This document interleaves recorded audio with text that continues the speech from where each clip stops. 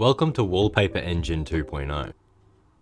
Are you serious, man? I've played the tutorial 3 times now. Right out the gate, Starfield immediately caters to the Genshin Impact community as you begin the story as a miner. These two twats send me to pick up some special shard further in the mines because they are too scared, so I touch the strange shard, causing me to start tripping balls, eventually waking up in a care unit. I asked the doctors why my ass was sore, but they proceeded to gaslight me, telling me I'm just delusional. They get me to look at a form to remember who I am. I don't understand how I could ever forget, as I'm clearly the prime male specimen. I made my character come from a bouncer background, as I figured those, what I can only assume are arms, throw a mean punch, and anyone who sees me wouldn't want to mess with them. On my way off the ship, I steal this woman's recorder and this man's sandwich. Hey, that was my sandwich! We run into a guy named Barrett, a buyer for our shard thingy. Turns out Barrett is in some sort of conflict with the pirates around the galaxy. I immediately show off my raw strength, butting this pirate until he begs for forgiveness. I then see this other pirate who looked like they were going down a water slide at Wet and Wild. I thought it was pretty funny. Old mate Barrett here offers me a once in a lifetime opportunity to take his position in this special boy band. So he gives me his ship to deliver the artifact. The main story of this game is collecting all these artifact shard thingamajigs because they combine together, creating some other random thing. If that explanation of the story wasn't good enough for you, leave the video now. Long story short, Bethesda game stories mean absolutely nothing to me. My robo companion Vasco, whose name I tried to search up and only found these two things. Someone please let me know the correlation between them. It tells me to land on the nearby moon of Crete to deal with some pirates who are with these guys known as the Crimson Fleet. I'm just a simple backup vocalist, so I figured to get my name out there, I could build up some street cred, or as the kids say, moon cred. I find this abandoned research facility and head inside. Bethesda annoys me with this whole immersive RPG experience they sell you when you spend half of your time playing their games debating whether to pick up some random ass item you see laying around. Like seriously, what on earth am I going to do with a cube that is worth 35 credits that makes my character move like Andre the Giant when I have to pay 120,000 credits a week for a virtual house's mortgage? And while reading this, I've become even more annoyed because why is mortgage spelled mortgage? Moving on, I use my raw strength once again to eliminate this pirate and fail to unlock this simplest level of safes because I had zero clue what a digipick did. The combat in this game definitely is a lot more bearable than the other Bethesda titles because trying to shoot anything on Fallout 4 using a controller made me want to kill my enemies. Kill my enemies with precision... What? Kill my enemies with precision shooting while having a great time. Whilst heading towards my next objective, I get jump scared by a leech. I absolutely despise horror games. I think I have PTSD stemming from my single player Kino de Toten experience on Black Ops 1. I would always be too scared to progress through the map, so I would end up dying in the spawn room with an M14 and an Olympia every game on round 7. 6-year-old me was a bitch though. I could never be scared like that again. Hell no, bro.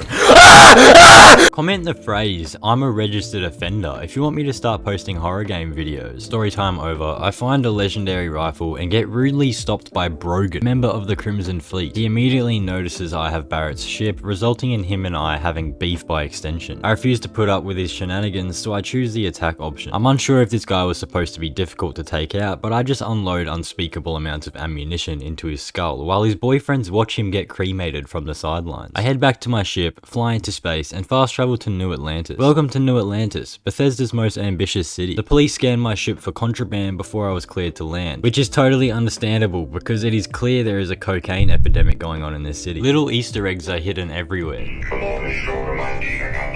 While heading to the train station, my dopamine receptor fried monkey brain noticed this large man walking around. As he walks past these wet floor signs, I instinctively begin meleeing the cones, accidentally crushing a woman's popliteal fossa, thus commencing the first showcase of the full capability of Bethesda's improved AI enemy combatant system.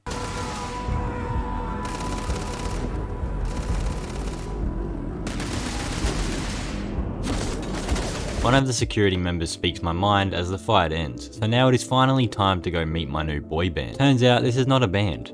It's a space group for British nerds. Tits McGee here welcomes me to their group called Constellation. I place my artifact on the table where they already have 2 collected, and the 3 pieces all start reacting with each other. Paraphrase the rest of this, it's just, nah, yeah, sick bruh, this is awesome, yeah, sick, let's go. So I join their British cult, and Sarah accompanies me on our first mission. This dude tries to sign me up to become a Vanguard officer. I tell him to suck it, so he just gives me the location to the next artifact on Mars. So when Sarah sprints at full speed chasing after me, no one bats an eye. But when I run full speed after a girl in a dark neighborhood, it's weird, and cops suddenly want to ask me some questions, whatever that means. As I arrive at Mars, the UC, who was just trying to recruit me mere minutes earlier, now want to arrest me as I am a wanted criminal from the wet floor sign incident. It's crazy that in a galaxy full of crime, my little smack was such a high priority. Absolutely pathetic.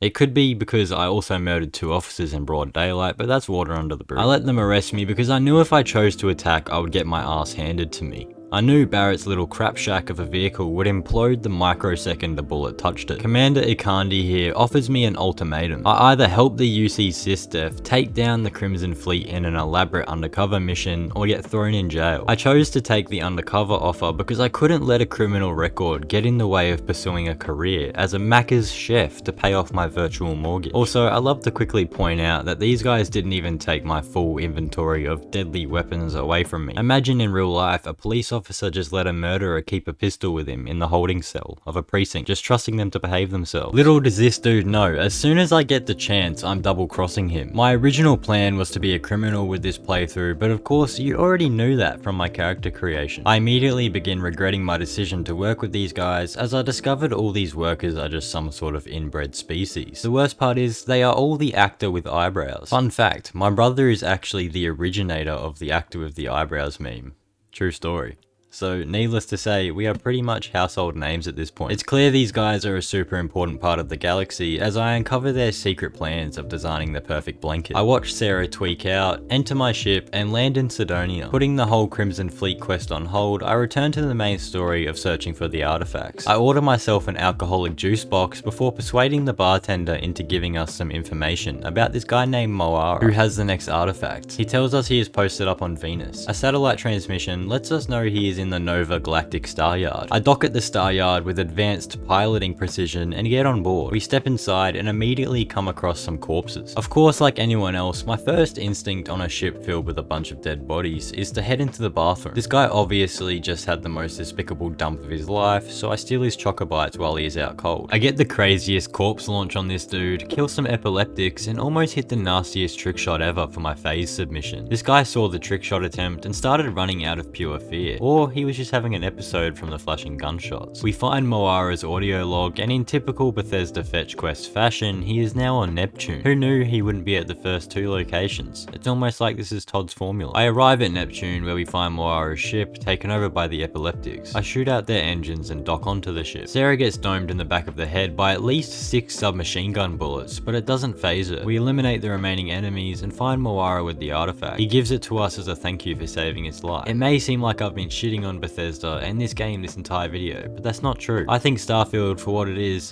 decently good. I feel like with mods, this game can definitely become something people play for a decade or longer. One thing that was perfect, however, was the general ambience feeling, especially in space. The soundtrack was marvelously designed, so I'll give old Todd that win. I'm sure Todd Howard, the creator of Bethesda Game Studios, cares about a YouTuber with 11 subscribers' opinion on his multi-million-dollar game. I head back to the lodge to place the artifact, and to no surprise, there are more artifacts out in the galaxy that need to be found. I'm gonna end this video here. If you want me to continue with this playthrough and find the rest of the old artifacts, let me know. If you enjoyed, remember to take Clyde's advice. Like and subscribe, losers. And as always, stay sweet. Baby, won't you wait